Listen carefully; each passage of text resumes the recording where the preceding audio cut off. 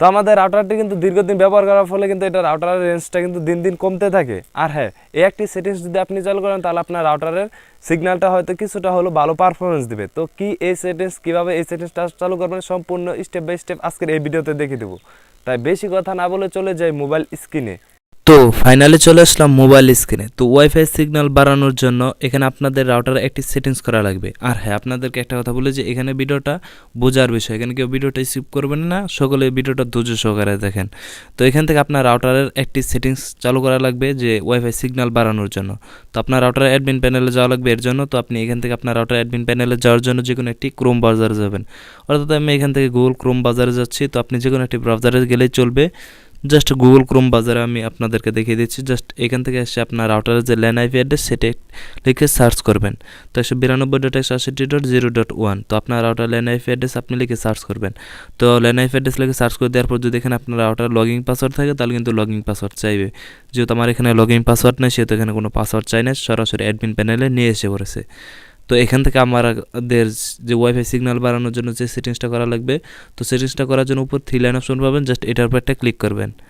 তো এটার উপর একটা ক্লিক করে দেওয়ার পর আপনি এই যে এখান থেকে দেখতে পাচ্ছেন যে ওয়্যারলেস সেটিংস, জাস্ট একটি অপশন, জাস্ট আপনি কি করবেন এটার উপর একটা ক্লিক দিয়ে দেবেন।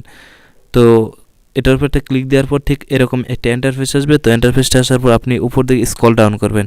তো স্ক্রল ডাউন করার পর এই যে দেখেন বন্ধুরা, লক্ষ্য করেন এখানে কিন্তু এটাই কিন্তু এই সেটিংসটা।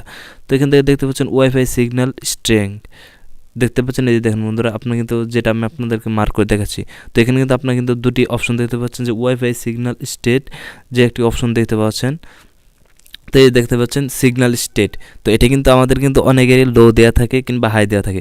যদি আপনারটা লো দেওয়া থাকে তাহলে আপনি এখানে হাই করে দেবেন, আর যদি হাই দেওয়া থাকলে তাহলে তো আছেই, ঠিকই আছে। যদি এখানে আপনার লো থাকে তাহলে কিন্তু আপনার ওয়াইফাই সিগন্যালটা খুবই খারাপ পাবে।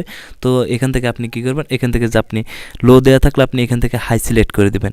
তো হাই সিলেক্ট করে দেওয়ার পর আপনি কী করবেন, এখান থেকে হাই সিলেক্ট করে দেওয়ার পর নিচে ওকে একটি অপশন দিতে পারবেন, জাস্ট আপনি ওকেতে একটা ক্লিক দিয়ে দেবেন।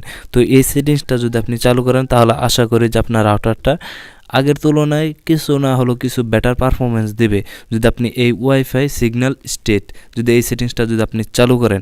তো এটা চালু করার পর হয়তো কিছুটা সিগন্যাল ভালো দিবে, তো একবারে যে সম্পূর্ণ সিগন্যাল দিবে তা কিন্তু না। তো আমাদের রাউটার কিন্তু দীর্ঘদিন ব্যবহার করার ফলে কিন্তু এই ক্ষতিটা হয়ে থাকে। যদি আপনি এই সেটিংসটা চালু করেন তাহলে আপনি মোটামুটি ভালো একটা পারফরমেন্স পেতে পারেন। আর হ্যাঁ, এই সেটিংসটা হয়তো কিছু কিছু রাউটারে নাও থাকতে পারে, আবার কিছু কিছু রাউটার থাকতেও পারে, সেটা আপনার টেন্ডার রাউটার মডেল বুঝে। তো সবাই ভালো থাকবেন, সুস্থ থাকবেন, আসসালামু আলাইকুম।